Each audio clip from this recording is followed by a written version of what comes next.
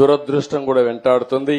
ఓసారి మనం చేసే పనులు కూడా కలిసి రావు. ఆ కుటుంబానికి అడిగితే అతను వ్యవసాయం చేశాడు, కౌలు తీసుకొని ఉల్లిపాయలు వేశాడు, దాంట్లో నష్టం వచ్చింది. 8 లక్షల రూపాయలు నష్టపోయాడు. ఒక మామూలు లంబాడా కుటుంబం 8 లక్షలు 9 లక్షలు నష్టపోయాడు. ఇప్పుడు కష్టపడి 9 లక్షలు కష్టాడు. పెద్ద కూతురు వాళ్ళందరూ కూడా ఒక కూతురు పుట్టింది, వాళ్ళు చనిపోయారు.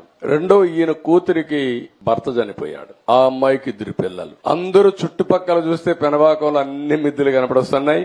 మిద్దెల్లో మధ్యలో ఒక పోరిల్లు. అది చూసినప్పుడు బాధేస్తుంది నాకు. అందుకనే చూస్తానే ఒక మాట చెప్పాను, ఈ ఇల్లు కట్టిస్తామని హామీ ఇచ్చా.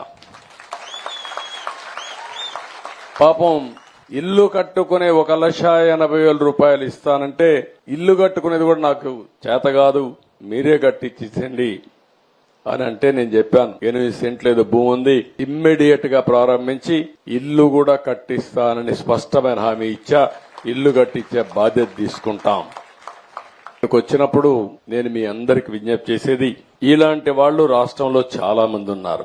ఇలాంటి పేదవాళ్లను ఆదుకోవడమే ఈ ప్రభుత్వం యొక్క ప్రధాన లక్ష్యం.